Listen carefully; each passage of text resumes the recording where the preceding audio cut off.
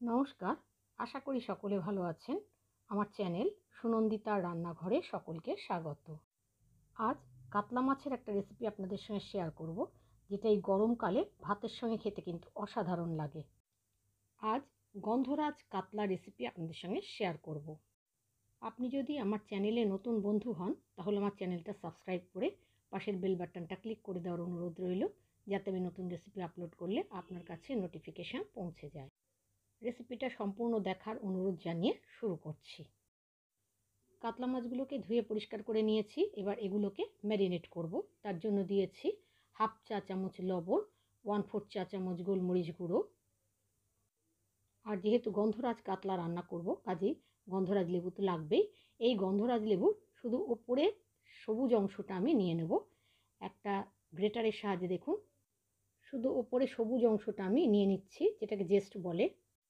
লেবুর গাটা কিন্তু একদিকে ঘষতে হবে, দুদিকে ঘষলে কিন্তু হবে না। খুব বেশি ঘষা যাবে না, যাতে সাদা অংশটা পড়ে না যায়, তাহলে কিন্তু তেতো হয়ে যাবে। খুব বেশি জেস্ট দেওয়ার দরকার নেই, অল্প দিলেই হবে, শুধু গন্ধের জন্য। তার সাথে এক টুকরো গন্ধরাজ লেবু নিয়েছি, তার রসটা আমি চিপে দিয়ে দিলাম। এবার এই সব কিছু দিয়ে মাছগুলোকে ম্যারিনেট করে আমি 15 মিনিট রেখে দিয়েছি। আর একটা গন্ধরাজ লেবু নিয়েছি, এটাও গ্রেটারের সাহায্যে আমি গ্রেট করে রেখে দিচ্ছি, শুধু সবুজ অংশটা। এটা আমার শেষে রান্নায় লাগবে। এই জেস্টটুকু আমি রাখলাম, এটা আমি শেষে ব্যবহার করব। এবার একটা মশলার পেস্ট বানিয়ে নিচ্ছি। তাই একটা মিক্সিং জারে নিলাম 2 চা চামচ সাদা সর্ষে, আপনারা কালো সর্ষেও নিতে পারেন। সর্ষেটা দিয়ে আমি মিক্সিটাকে একটু শুকনো অবস্থায় ঘুরিয়ে নিয়েছি। তারপর দিয়েছি ছোটো এক বাটির হাফ বাটি টক দই। টক দইটা আমি ফেটিয়ে দিয়েছি। তার সাথে দিয়েছি 4টে কাঁচা লঙ্কা, ঝালটা আপনারা স্বাদ অনুযায়ী দেবেন, 7-8টা কাজু বাদাম, আর অল্প লবণ। অল্প একটু জল দিয়ে এর একটা আমি পেস্ট বানিয়ে রেখেছি। রান্নাটা করতে গ্যাসে একটা কড়াই বসিয়ে 3 টেবিল চামচ সর্ষের তেল নিয়েছি। তেলটা ভালো করে গরম হলে এর মধ্যে আমি মাছগুলো ভেজে নেব। তার জন্য সামান্য লবণ দিয়ে দিলাম। লবণ দিয়ে মাছ ভাজলে কড়াইয়ের গায়ে মাছগুলো লেগে যায় না। প্রথমে 3টে মাছ আমি দিয়ে দিলাম।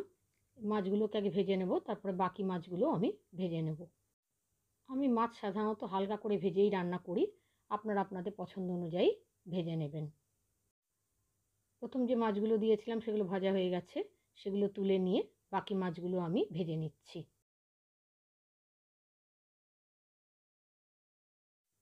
সব মাছগুলো ভেজে আমি তুলে নিয়েছি। এরপর কড়াইতে যে তেল রয়েছে তার মধ্যে আমি দিয়ে দিলাম 1 চা চামচ আদা বাটা। গ্যাসের আঁচটা কিন্তু এই সময় লোতে রাখতে হবে। আদা বাটাটা আমি খুব ভালোভাবে ভেজে নিয়েছি, যতক্ষণ না আদার কাঁচা গন্ধ চলে যায়। তারপর মিক্সিং জারে আমি যে মশলার পেস্টটা বানিয়ে রেখেছিলাম সেটা কড়াইতে দিয়ে দিলাম। এই সময় কিন্তু গ্যাসের আঁচ লোতে থাকবে, যেহেতু এর মধ্যে দই দেওয়া আছে। মশলাটা কিন্তু সমানে নাড়তে হবে, যেহেতু কাজু বাদাম আছে সেজন্য তলায় লেগে যেতে পারে। এবার যেহেতু এর মধ্যে দই দেওয়া আছে, তাই সামান্য একটু চিনি দিয়ে দিলাম টেস্টটাকে ব্যালেন্স করার জন্য। গ্রেভি তৈরি করতে আমি হলুদ ব্যবহার করছি না। মাছ ম্যারিনেশনে মিক্সিং জারে মশলা করার সময় আর মাছ ভাজার আগে যেহেতু আমি লবণ দিয়েছি, সেজন্য আমি আর লবণ ব্যবহার করিনি, লাগলে আমি পরে দেব। মশলাটাকে আমি 2 মিনিট কষিয়ে নিয়েছি, তারপর আন্দাজ মতো জল দিয়ে দিলাম। এই রান্নায় খুব বেশি জল দেওয়ার দরকার নেই। জল দেওয়ার পর জলটাকে মশলার সাথে মিশিয়ে নিলাম। তারপর ঝোলটা যখন ফুটে উঠলো, তখন ভেজে রাখা মাছগুলো ঝোলের মধ্যে দিয়ে দিলাম।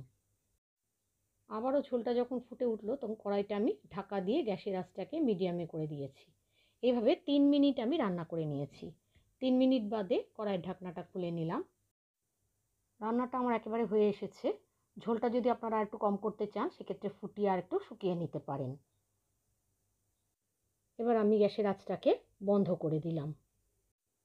গ্যাসের আঁচ বন্ধ করে 2টো গন্ধরাজ লেবুর টুকরো আমি নিয়েছি, তার থেকে রসটা আমি ঝোলের মধ্যে দিয়ে দিলাম।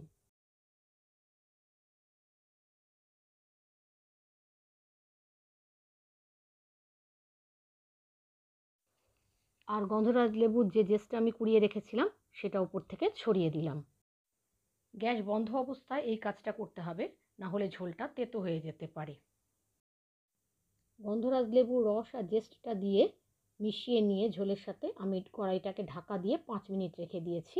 তারপর পরিবেশন করে দিচ্ছি। এই গরমে একবার গন্ধরাজ কাতলা আপনারা বানিয়ে দেখতে পারেন, আশা করি ভালো লাগবে। আমার আজকের এই গন্ধরাজ কাতলা রেসিপি যদি আপনাদের ভালো লেগে থাকে তাহলে লাইক, শেয়ার, কমেন্ট করার অনুরোধ রইল। আপনি যদি ফেসবুক থেকে দেখেন তাহলে আমার পেজটা ফলো করার, আর যদি ইউটিউব থেকে দেখেন তাহলে আমার চ্যানেলটা সাবস্ক্রাইব করার অনুরোধ রইল। আজ তাহলে এখানে শেষ করছি। আবার আসবো নতুন রেসিপি নিয়ে।